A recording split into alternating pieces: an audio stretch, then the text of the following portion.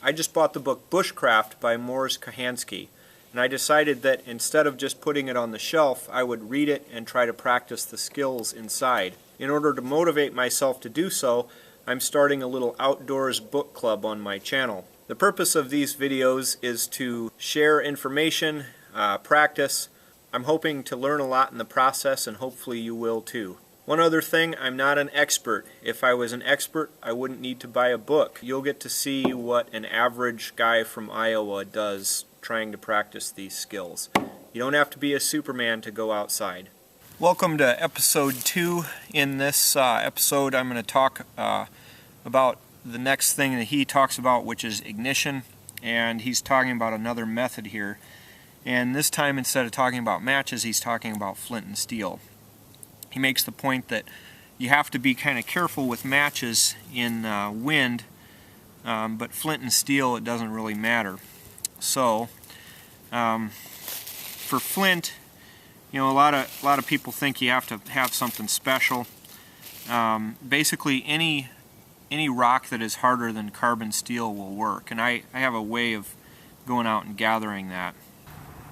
I'm out along the river today. This is literally within about a quarter mile of where I grew up. So these are kind of my woods, and this is kind of my river. This is where I am the most comfortable when I'm outside. And the reason I'm on this kind of rock sandbar is I'm looking for something that will work as flint for flint and steel. There's not a whole lot of that stuff around here. Most of it is like limestone, and occasionally you'll see some granite and things, but where I live was actually part of a sea at one point.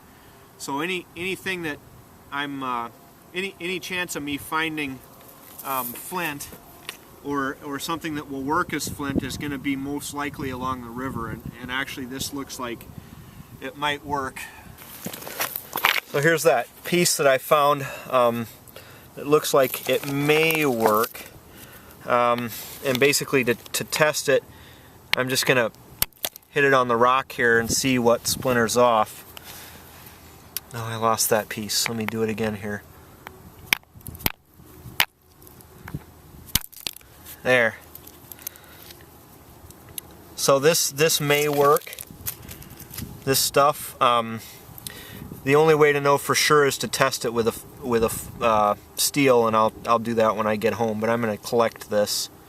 And here's another interesting rock. I'm not positive, but I think this may be something worth looking at too. Let me just give it a couple whacks here.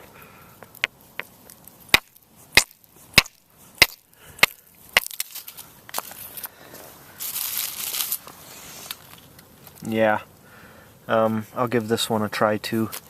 So here's rock number 1 that I picked up in the little chip. We're going to give it a little test here, see if it works.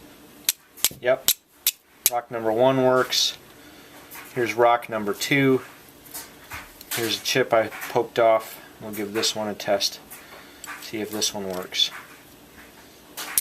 Yep, that one works too. So just in a couple minutes of walking along a river with some exposed pebbles, I found 2 rocks that would work for flint and steel fires. This is a rock.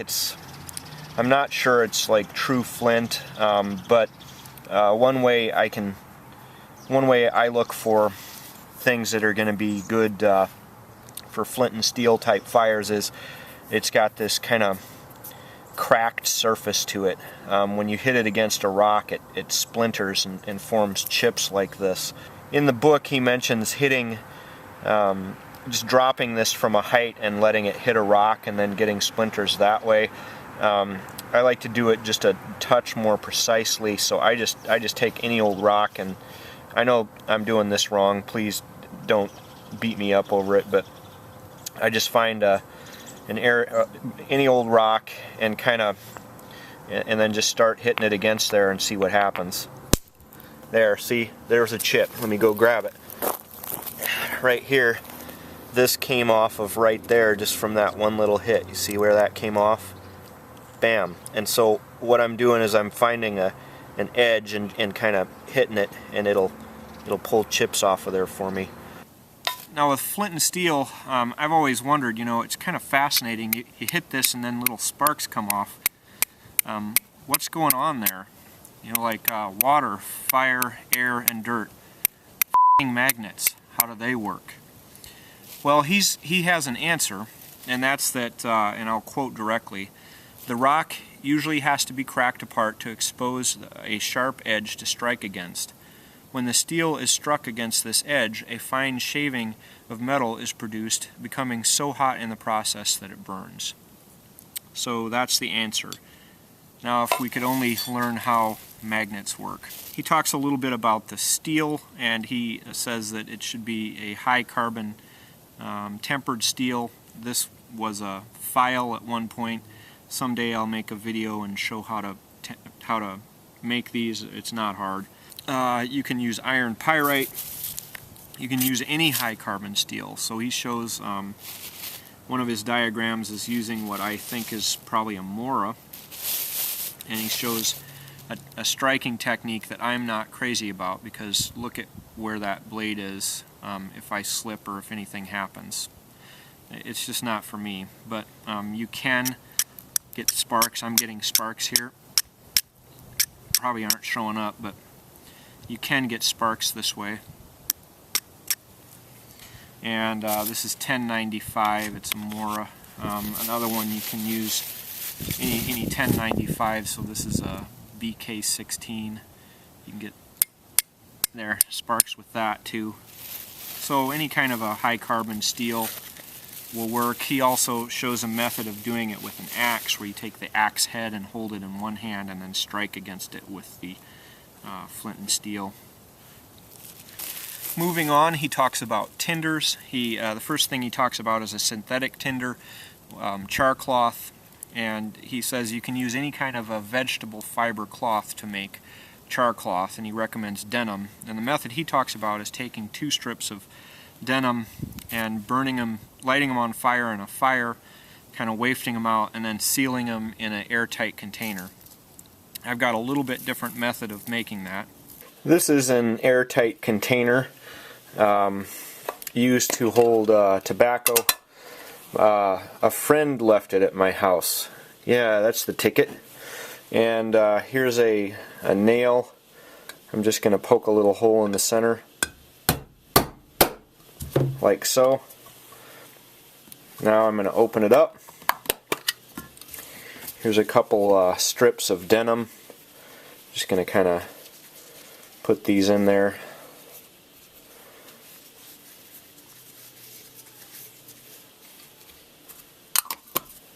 Now do this step outside. Take your little combustion chamber and put it over a fire. And what we're waiting to see is for smoke to start coming out of this. And it doesn't take very long. I shut the stove off after just about a minute, and I'm letting this kind of cool off here. And now we'll open it up, and here you have the little cloth. It's burnt but not, see, you can tear it off. It's burnt but it's not completely burnt and ashy. There's still some strength to it. So now we're back inside. Here's my little combustion chamber.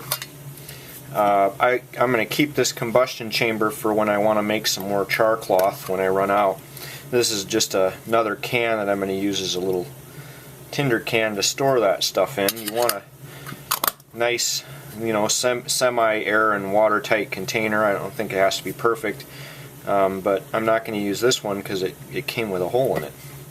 So now, just to see if this tinder cloth, if I did a good job on it, I always do a little test.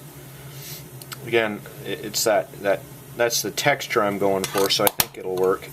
Let's see if I can get this to light. I'm not the best at flint and steel fires. I'm just not. But this is a little piece of flint. Well, it's probably quartzite. There. Now, if you see, You see that? That little glowing spot? That's what you blow into a flame eventually. Then he talks about two natural methods, one of which is false tinder fungus. It looks like an upside down clamshell growing off the side of a dead birch or an aspen. I do not rely on that, and because I mean I just have never seen it in my area.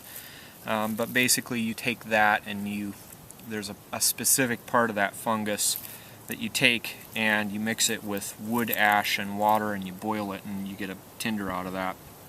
The other one he talks about is true tinder fungus, and basically what that is on a birch tree, a live birch tree, you'll see what looks like black charred stuff, and if you pop some of that off and cut it open on the inside, you'll see light brown stuff, and that's really good tinder. You can put that on the top of your flint and strike and you'll catch that on fire. It's really good stuff. Again, I don't rely on that because it's not really much around here. Finally, he shows the striking method and recommends a vertical strike, holding the flint steady in the other hand. And you want to get as close to it as you can without actually hitting it, he says, and then get closer and closer, and then you're getting sparks like that.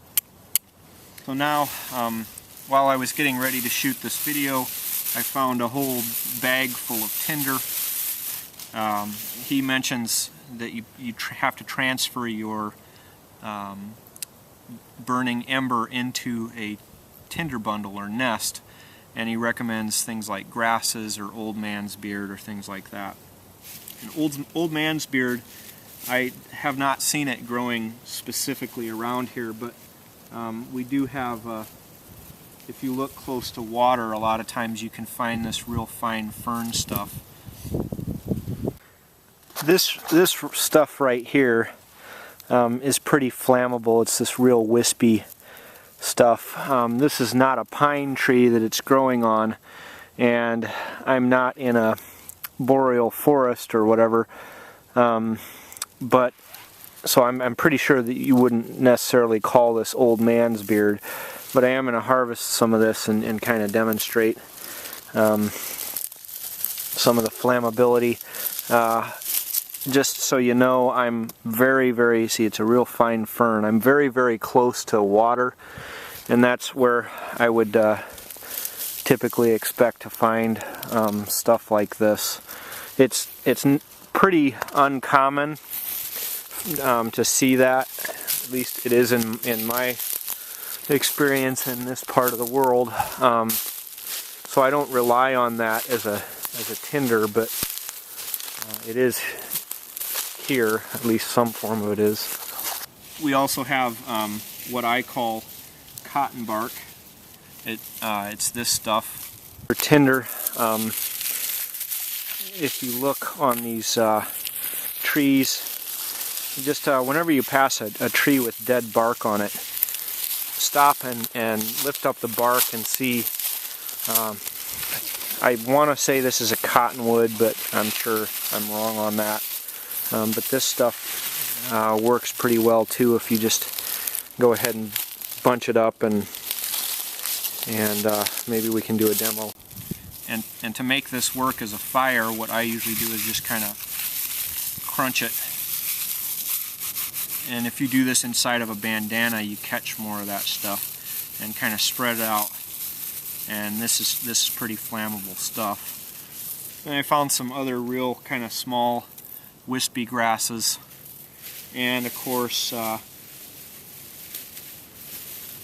some of this kind of stuff. Any kind of these dried grasses are things that I've kind of learned to rely on because there's so much of it here. Real key to get this done before your ember is going. And then finally some other grasses here. This is like a fescue or something that I found growing in a field. So get your nest ready before you go to light. So we just take a piece of our char cloth and take our steel, a piece of flint. My tinder bundle is ready sitting right here ready to transfer this into. Just making sure it's good and loose and aerated and ready to catch these sparks. So you take the char cloth and put it on the top of your flint and just strike it. There, it's going. I'm going to put this in my nest, and now I'll just kind of gently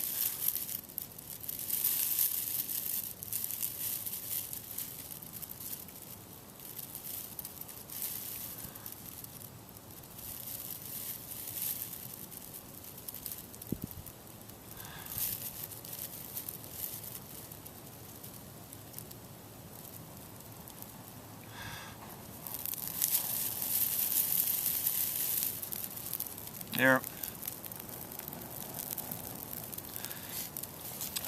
That's a fire with Flint and Steel.